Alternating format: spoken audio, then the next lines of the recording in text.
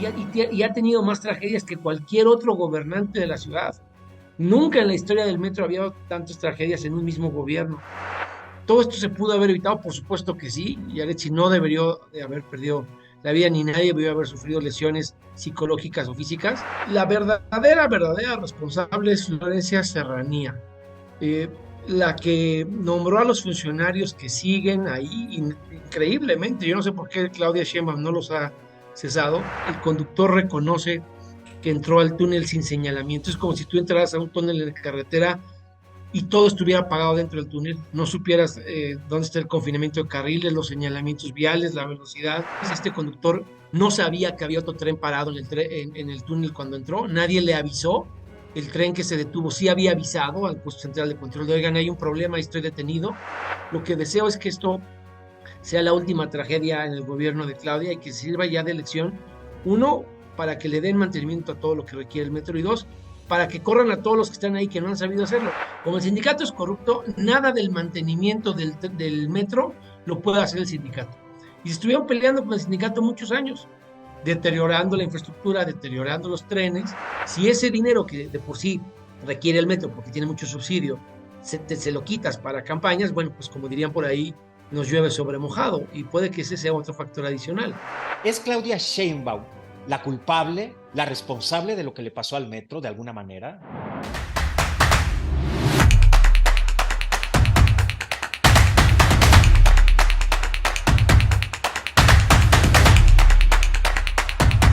Gracias, muchas gracias por estar con nosotros. Bienvenidos a la Revolución del Debate. En la llaga, yo soy Toño Aguirre y me da muchísimo gusto saludarles. Ya saben, den like, compartan, activen campanita, envíen estrellas, hagan donativos, todo lo necesario para que este programa viva y subsista y sobreviva entre este caudal de información, siendo un programa plural, crítico, pero finalmente un programa objetivo para todos ustedes. Y vamos a hablar precisamente con objetividad de un tema que nos ocupa, pero sobre todo que nos preocupa, porque ya va demasiado. Y es lo que está sucediendo con el metro de la Ciudad de México.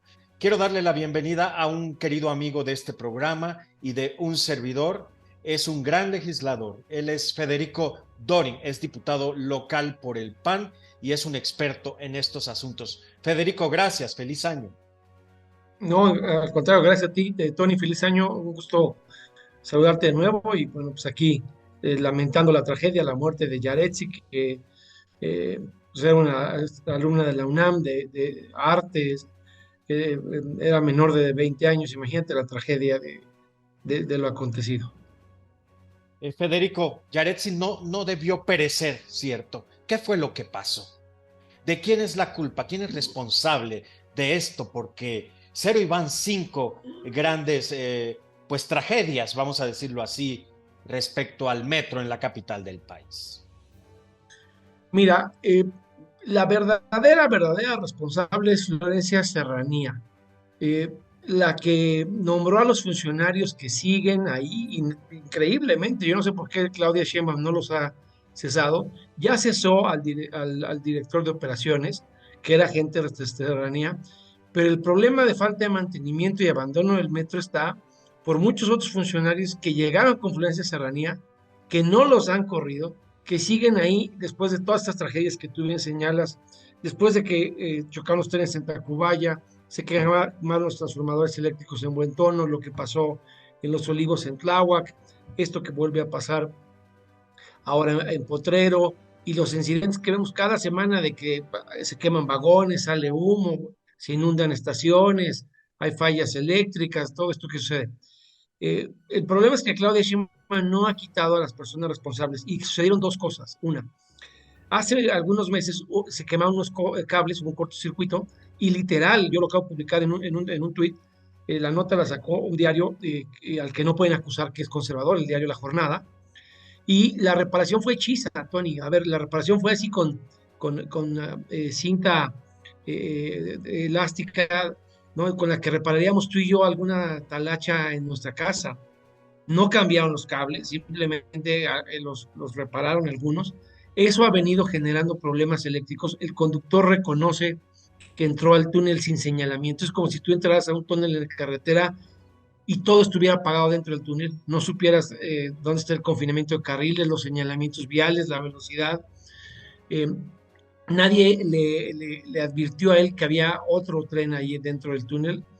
Y todo eso tiene que ver con falta de mantenimiento de instalaciones eléctricas, que es lo mismo que quemó los transformadores. Y el segundo tema tiene que ver con esto que recordarás, estas notas de que los trenes, después de que se quemó el puesto central de control, es decir, el que supervisa los trenes, los monitoreaban, te acordarás de las periodísticas, con jabones o con post-its desde un tablero, porque lo que tienen es un sistema de radios Tetra y celulares. Entonces, cuando entra un conductor al túnel, él no sabe qué hay dentro del túnel. Lo que sabe es lo que le alcanza a decir por WhatsApp o por radio a alguien desde el centro de control, que es el que se llevó Claudia Sheinbaum al C5 y que demostró que no es eficaz.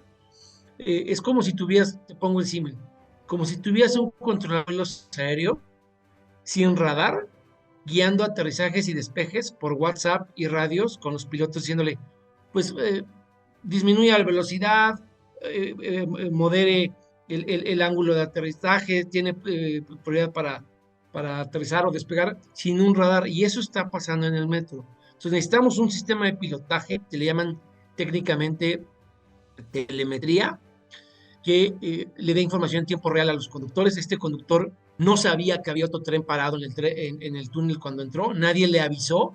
El tren que se detuvo sí había avisado al puesto central de control de, oigan, hay un problema y estoy detenido. Entonces, todo es conjunto. Se detiene alguien, avisa y ese informe no se lo dan al siguiente tren. Y el siguiente tren entra y encuentra un túnel completamente oscuro, sin señalamientos de ninguna índole, porque hubo un cortocircuito por fallas eléctricas de falta de mantenimiento. Todo esto se pudo haber evitado, por supuesto que sí, y Arechi no debería de haber perdido la vida, ni nadie debió haber sufrido lesiones psicológicas o físicas.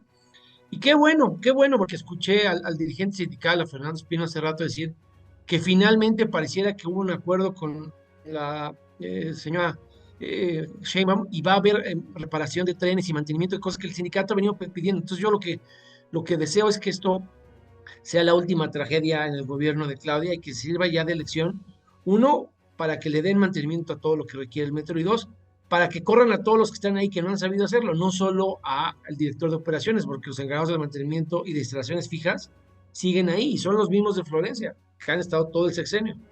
Después de todo esto, no han tapado el pozo, Federico. ¿Qué está esperando Claudia Sheinbaum o las autoridades del metro? ¿Qué están esperando para resolver? ¿Estaban esperando que ocurriera esto otro? Irónicamente estaban esperando que no pasara nada, me parece que están perfectamente mal informados. Acuérdate que Florencia Serranía alguna vez dijo que por austeridad había dejado vacante la Subdirección General de Mantenimiento y que ella también llevaba esas funciones en simultáneo. Entonces, hay una mezcla y sí nos está alcanzando el destino. ¿Cuándo empezó el abandono del metro? Aunque le moleste a la gente que simpatiza con Morena. Con López Obrador, tú eres un periodista muy informado. Acuérdate que cuando López Obrador fue jefe de gobierno, hubo un emplazamiento a huelga del sindicato. En esa época priista, porque Fernando Espino era militante y después fue diputado local y federal por el PRI, y incluso lo intentó meter a la cárcel el señor López Obrador. Y en el pleito satanizaron al sindicato y dejaron de darle apoyo al metro. Se peleó López Obrador con el metro como se puede pelear con algún periodista o con algún medio de comunicación que le critique, y el abandono empezó ahí. Yo me acuerdo mucho que se decía que con López Obrador no se había crecido un solo centímetro lineal de metro, ¿no? El metro no volvió a crecer hasta con Ebrard y ya vimos cómo creció en la línea 12.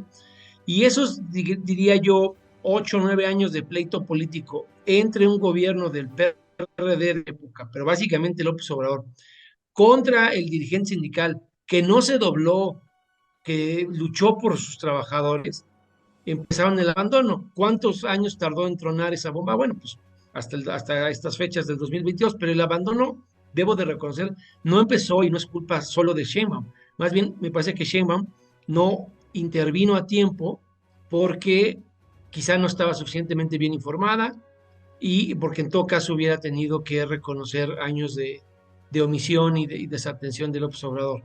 Pero si lo que hoy dijo Fernando Espino es cierto, pues ya les van a dar mantenimiento a los trenes, a una buena cantidad de trenes, y finalmente le van a dejar al metro que le dé mantenimiento a los trenes. El problema, Tony, es que se han venido peleando muchos años diciendo, el sindicato es corrupto, ya sabes el discurso para todo, ¿no? Son unos corruptos. Entonces, como el sindicato fue priista y se peleó con López Obrador, aunque ya no están militando propiamente en el PRI, hasta donde tengo entendido, como el sindicato es corrupto, nada del mantenimiento del metro lo puede hacer el sindicato. Y se estuvieron peleando con el sindicato muchos años, deteriorando la infraestructura, deteriorando los trenes. Por eso Marcelo contrató la línea 12 para el mantenimiento y todo con empresas extranjeras, nada que ver con el sindicato, como tú bien sabes. Y lo volvió a hacer ahora Sheinbaum en este proyecto de la línea 1 de 38 mil millones de pesos. Gran parte del mantenimiento y todo es por parte de la empresa china que ganó el contrato, con una participación del sindicato, pero entiendo que es menor solo en temas eléctricos. Irónicamente, estos que están haciendo cortocircuito por falta de mantenimiento. Entonces, no nos debimos haber peleado con el sindicato. Tú y yo platicamos sobre el libro El Rey del Cash en esta misma emisión, en La Llaga, y en el libro, Elena Chávez asegura que el metro en los tiempos de Ebrard fue la caja chica. ¿Tendrá todo esto que ver con lo que ha pasado, con la falta de dinero o con la falta de mantenimiento, con los accidentes, Federico? Por supuesto que sí, porque el metro junto con transportes eléctricos, según lo que señala Elena en el libro, fueron cajas chicas electorales desde hace muchos años del observador. ¿Por qué? Tú como periodista, ¿tú cómo puedes probar que se pagaron en efectivo boletos en el metro por una cantidad y no por otra? Hoy día hay mucha gente que tiene una tarjeta multimodal, Tony, sí, pero cuando el metro lo administraban en el gobierno del López Obrador, el 90 y tantos % de la gente pagaba en efectivo sus boletos, porque no era usual estas tarjetas de abono del metro o multimodal, porque, pues, por ejemplo, no existía al inicio del gobierno el Metrobús, por ponerte un ejemplo. Entonces, cuando todo el transporte eléctrico se pagaba en efectivo, pues si el gobierno reporta que vendió 10 boletos cuando en verdad vendió 50, ¿quién sabe? ¿Quién se entera? ¿No? Yo como diputado, ¿cómo lo pruebo? ¿Cómo lo fiscalizo? Tú como periodista, oiga, dígame cuántos boletos vendió. Pues vendí 10. Oiga, es que me dicen que se vendió 50. No, no es cierto. Y luego salen con las babosadas de que tienen otros datos, pero todo lo que se maneja con ingresos en efectivo en el gobierno es muy peligrosamente susceptible de desviarse para otros fines. Si ese dinero que de por sí requiere el metro porque tiene mucho subsidio, se lo quitas para campañas, bueno, pues como dirían por ahí, nos llueve sobre mojado y puede que ese sea otro factor adicional. Aseguraba la gente de Claudia Sheinbaum que hay mayor inversión en el metro, que hay más dinero. ¿Qué nos dices al respecto, Federico? ¿Es cierto esto? ¿Están mintiendo? Están manipulando la información. En términos lineales, hay menos dinero que en los años anteriores. No ha habido mejor año que 2016. Lo que ella está haciendo es agarrar los 38 mil millones de pesos del rescate de la línea 1 y contabilizarlos como si ese fuese dinero del 2022 o del 2023. Y eso es una canallada, porque esos 38 mil millones de pesos están garantizados con participaciones federales durante muchos años. Es un proyecto de más de 2 gobiernos, un proyecto de casi 20 años. Entonces, que tú me digas, oye, yo le estoy invirtiendo el dinero de 20 años y me lo quieres contabilizar a valor presente, pues es una tomada de pelo. Si tú esos 38 mil millones simplemente tomas en cuenta la parte que se va a invertir este año y que en todo caso es dinero privado porque lo que aporta el gobierno en tantos años para pagar el proyecto no es los 38 mil millones de pesos en un año, pues tienes una cifra completamente distinta. Entonces ella está tratando de manipular la información y hacernos creer que esos 38 mil, y que sí es cierto que lo están haciendo, que están rescatando la línea 1, porque tenía ya la vida útil agotada de 40 años y llevaba 53, eso sí está bien hecho. Y eso sí intervino, hay que reconocérselo, antes de que hubiera tragedias y pérdidas de vidas humanas en la línea 1. Por eso le apoyamos desde el Congreso cuando pidió, tú necesitas el apoyo del Congreso para poder poner en un fideicomiso garantizadas participaciones federales de años por venir. Y eso se hizo y se le apoyó, nunca se le regateó el apoyo. Entonces, lo que yo no aceptaría sería que el dinero de muchos gobiernos por venir, ella lo quiera manipular ahora como una inversión de ella, cuando sí es un proyecto que ella licitó, pero en realidad es un proyecto que hizo Gaviño en el gobierno de Mancera, nada más que no lo lograron concretar y ella lo retomó. Muchos pidieron la renuncia de Claudia Sheinbaum. Muchos responsabilizan directamente a Claudia Sheinbaum con lo que pasó en la línea 3 del metro. Se dice que iba llegando a Michoacán, por cierto, a Morelia, a dar una conferencia que paradójicamente era las políticas públicas exitosas de la Ciudad de México, una cosa así, y mientras ocurría la tragedia acá en la Ciudad de México. ¿Es Claudia Sheinbaum la culpable, la responsable de lo que le pasó al metro de alguna manera?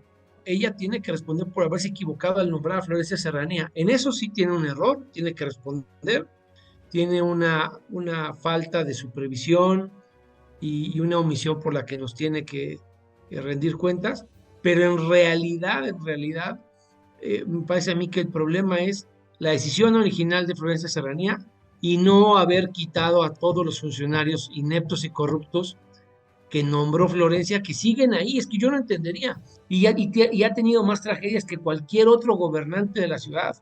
Nunca en la historia del metro había tantas tragedias en un mismo gobierno. Entonces, si ella por intereses, por instrucciones de Palacio Nacional, por otras cuestiones, no se puede ser de ellos, ahí ella se vuelve corresponsable. Pero ella tiene aquí la oportunidad de deslindarse de esos problemas, de permitir que se les aplique la ley, no obstaculizar la justicia como lo ha hecho en otros casos, ya no proteger a Florencia y a sus funcionarios. Y si nos dan nuevos servidores públicos, muy probablemente vamos a tener una mejor calidad de servicio en el metro, porque hay gente que sí tiene conocimiento, que tiene compromiso, pero no es la que está tomando las decisiones. Muchos de los que están nombrando son gente que llegó con Florencia y que merece la confianza y responde a los intereses políticos y económicos de los contratos que dejó Florencia, no a una ciudad bien administrada, segura y confiable para que todos se pueda subir al metro. Bueno, pero el punto está en que las evidencias de los 5 grandes percances, de los 5 grandes accidentes, incluyendo este, no mienten. Es decir, ¿cómo tantos accidentes en una sola administración habla de que algo se está haciendo mal? ¿No es así, Federico? Sí, ciertamente es un accidente y ciertamente se pudo haber prevenido. Y Claudia no es responsable directa de la corrupción y la incompetencia de alguien que no supo reparar un cortocircuito y dañó la estructura eléctrica del metro reparando mal esos cables. Eso es un hecho. ¿Qué debemos hacer los ciudadanos? ¿Debemos tener miedo de transitar, de subir al metro? ¿Qué tendríamos que hacer, Federico Doy? No, me parece que no hay que caer en la zozobra. ¿Qué debemos de exigirle a Claudia? Que la tarifa a los usuarios y a ti y a mí y a todos nuestros impuestos se garanticen en un servicio con seguridad y calidad. Si estos funcionarios no son capaces de dar el ancho, pues pedirle que busque a alguien que lo sepa hacer y que demuestre que de una buena vez va a tomar las decisiones que todos le hemos pedido. No, no se trata de tener una campaña golpeteo contra ella, se trata de que se deshaga de los malos elementos del metro para que ella se pueda dedicar a otras cosas y no tenga que estar con un dedo en la llaga por todo lo que no sirve en el metro, porque todo el mundo le sigue reclamando a ella. Hay gente que exige su renuncia porque está descuidando por andar en campaña. ¿Tendría que renunciar e irse directamente a su precampaña?